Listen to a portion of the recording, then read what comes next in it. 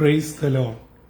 ജീവജലം എന്ന പ്രതിദിന വാഗ്ദത്ത വചനത്തിലേക്ക് ലോകമെമ്പാടുമുള്ള ദൈവമക്കൾക്ക് വേഗം വരുന്നവനായ യേശുക്രിസ്തുവിന്റെ അതിപരിശുദ്ധ നാമത്തിൽ സ്നേഹ വന്ദനം. ഇന്ന് 2025 മെയ് മാസം 2-ാം തീയതി വെള്ളിയാഴ്ച. സ്വർഗത്തിലെ ദൈവത്തിന്റെ വലിയ കൃപയാൽ നാം ഏവരും ഒരു പുതുദിനത്തിലേക്ക് പ്രവേശിച്ചിരിക്കുന്നു. ഈ ദിനം നന്മയുടെയും അനുഗ്രഹത്തിന്റെയും സന്തോഷത്തിന്റെയും ദിനമായി തീരട്ടെ എന്നുള്ള പ്രാർത്ഥനയോടെ ഇന്നത്തെ വാഗ്ദത്ത വചനത്തിനായി ഒരുങ്ങാം. ഇന്ന് ജീവജലത്തിൽ കൂടി പ്രോമിസ് വേഴ്സായി നമുക്ക് ലഭിച്ചിരിക്കുന്നത് 34-ാം സങ്കീർത്തനം 7-ാം വാക്യം.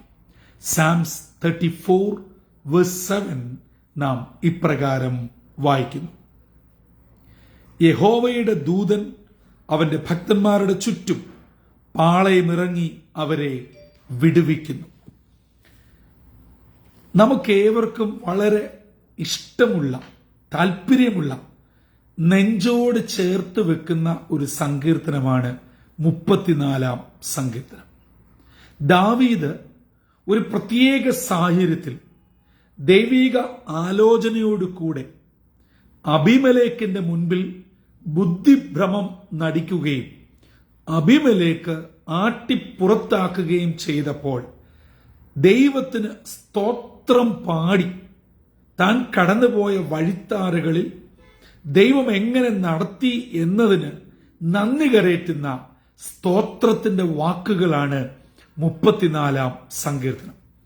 അത് ദാവീദിന്റെ ജീവിതത്തിലെ അനേക സങ്കീർത്തനങ്ങളിൽ വേറിട്ടും വ്യത്യസ്തവുമായ ഒരു സങ്കീർത്തനമാണ് 34.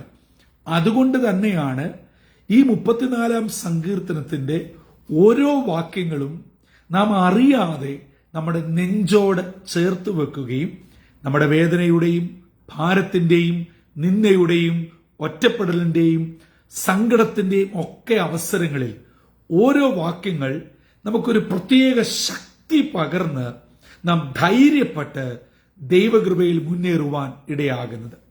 അതെ, 7-ാമത്തെ വാക്യമായ ഇന്നത്തെ വാഗ്ദത്ത വചനം, യഹോവയുടെ ദൂതൻ തന്റെ ഭക്തന്മാരുടെ ചുറ്റും പാളയമിറങ്ങി അവരെ വിടുവിക്കുന്നു. അതെ പ്രിയമുള്ളവരെ, സ്വർഗത്തിലെ ദൈവം തന്റെ ദൂതനെ അയച്ച് തന്റെ ഭക്തന്മാർക്ക് ചുറ്റും പാളയമിറങ്ങി വിടുവിക്കുന്ന ഒരു ദൈവമാണ്. വേദപുസ്തകം നാം ആദ്യോടന്തം പഠിക്കുമ്പോൾ അനേക ഭക്തന്മാരെ ആ നിലകളിൽ തമ്പുരാൻ കരുതിയത്, വിടുവിച്ചത്, പല നിലകളിലായി തമ്പുരാന്റെ വലിയ ശക്തമായ ഇടപെടൽ നമുക്ക് പഠിക്കുവാൻ കഴിയും. അതുകൊണ്ട് ഈ വെള്ളിയാഴ്ച അതിരാവിലെ ജീവിതത്തിന്റെ ചില പ്രത്യേക ഘട്ടത്തിൽ കൂടെ, അവസ്ഥയിൽ കൂടെ കടന്നു പോകുന്ന ആരെങ്കിലും എന്നെ കേൾക്കുന്നുണ്ടോ? ഒരുപക്ഷെ നിങ്ങളെ വിട്ട് വിദൂരത്തായിരിക്കുന്ന നിങ്ങളുടെ മക്കളുടെ ചില വിഷയമായിരിക്കാം. അവരുടെ വിദ്യാഭ്യാസം സംബന്ധിച്ച്, അവരുടെ ആരോഗ്യം, അവരുടെ ജോലി, അവരുടെ വിസ, ഇങ്ങനെയുള്ള വിഷയമായിരിക്കാം. അല്ല, നിങ്ങൾ നേരിടുന്ന നിങ്ങളുടെ ജോലിയുടെ വിഷയം, നിങ്ങളുടെ സാമ്പത്തിക വിഷയം, നിങ്ങളിപ്പോൾ അഭിമുഖീകരിക്കുന്ന നിങ്ങളുടെ ആരോഗ്യ വിഷയങ്ങൾ, ഹോസ്പിറ്റലിൽ നിന്നും നിങ്ങൾ വെയിറ്റ് ചെയ്യുന്ന ചില മെഡിക്കൽ റിപ്പോർട്ട്, ഇങ്ങനെയുള്ള വിവിധ വിഷയത്തിൽ വ്യാകുലപ്പെട്ട് ഭാരപ്പെട്ട് ഈ പകൽ ആരെങ്കിലും എന്നെ കേൾക്കുന്നുണ്ടോ?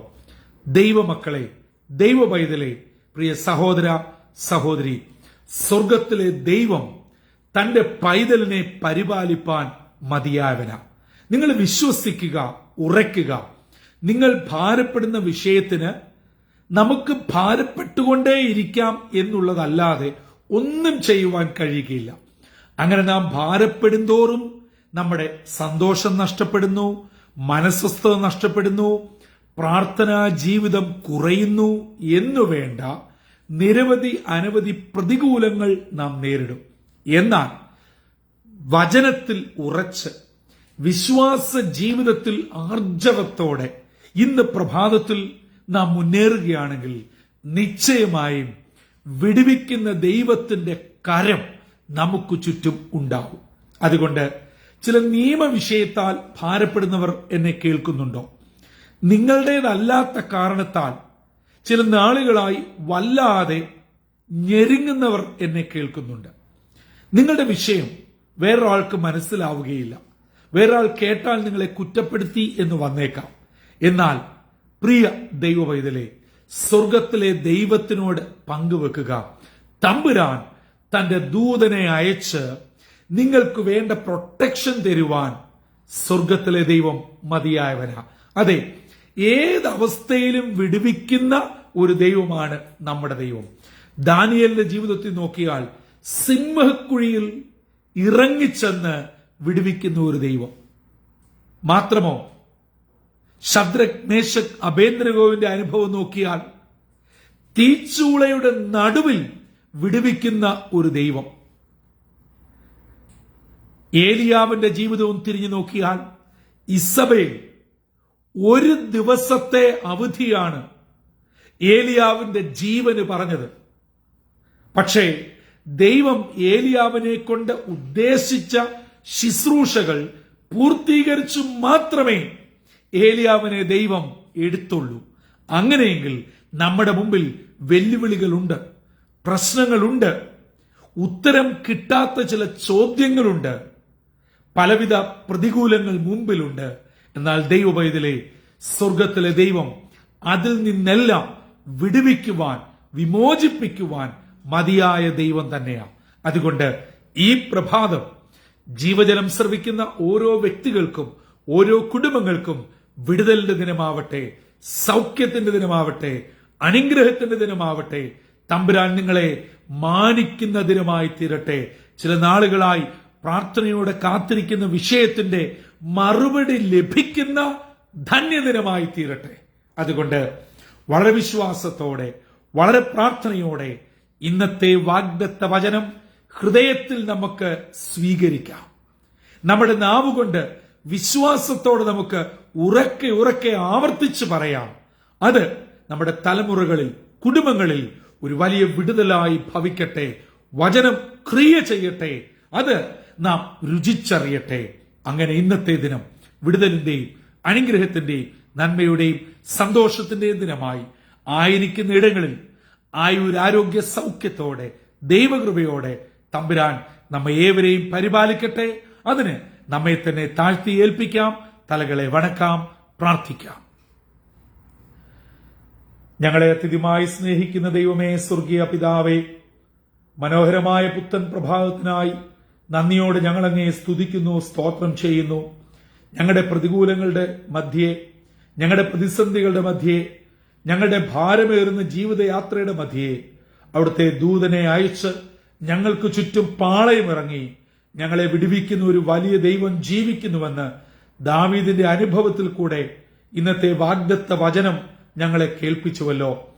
കേട്ട വചനപ്രകാരം വചനത്തിൽ വിശ്വസിക്കുവാൻ, ദൈവത്തിൽ ആശ്രയിപ്പാൻ, പ്രാർത്ഥനയോടെ ഞങ്ങളുടെ ചുവടുകൾ വെക്കുവാൻ ഇന്ന് ഞങ്ങളെ സഹായിക്കണമേ. ദൈവജനം കേൾക്കുന്ന ഓരോ നിന്റെ മക്കളെയും അനുഗ്രഹിക്കണം. സ്വർഗീയ നന്മകൾ കൊണ്ട് പൊതിയണം. എല്ലാ അനുഗ്രഹങ്ങളും ഞങ്ങളുടെ മേൽ ചൊരിയണമെന്ന് യേശു മശിഹാ മൂലം അപേക്ഷിക്കുന്നു. കൃപയോടെ കേൾക്കുമാറാകണമേ. ആമീൻ, ആമീൻ, ആമീൻ. പ്രിയ ദൈവമക്കളെ, ഇന്നത്തെ വാഗ്ദത്ത വചനം നമ്മുടെയൊക്കെ ജീവിതത്തിൽ അതുപോലെ സംഭവിക്കട്ടെ. അതിന് വിശ്വാസത്തോടെ, പ്രാർത്ഥനയോടെ ആ വചനം നമ്മുടെ നെഞ്ചോട് ചേർത്ത് പിടിക്കാം. നമ്മുടെ ഹൃദയത്തിൽ അത് സ്വാംശീകരിക്കാം. ജീവിതത്തിൽ പ്രവൃത്തി പദത്തിൽ എത്തിക്കാം. അങ്ങനെ ജീവജലം ശ്രവിക്കുന്ന ഓരോരുത്തരും ഇന്നത്തെ വചനത്തിന്റെ എല്ലാ നിലകളിലുമുള്ള വിടുതൽ, അനുഗ്രഹം പ്രാപിച്ച് ധന്യമായ ജീവിതത്തിന്റെ ഉടമകളായി കർത്താവിനെ സേവിപ്പാൻ സർവശക്തനായ ദൈവം നമ്മെ ഏവരെയും സഹായിക്കട്ടെ. അതിന് ഇന്നത്തെ വാഗ്ദത്ത വചനം നമ്മെ ഒരുക്കുകയും ചെയ്യട്ടെ. കർത്താവിന്റെ അനുഗ്രഹിക്കപ്പെട്ട മുന്തിരിത്തോട്ടത്തിൽ നിന്നും brother Santhosh Kodukulanji. God blesses all.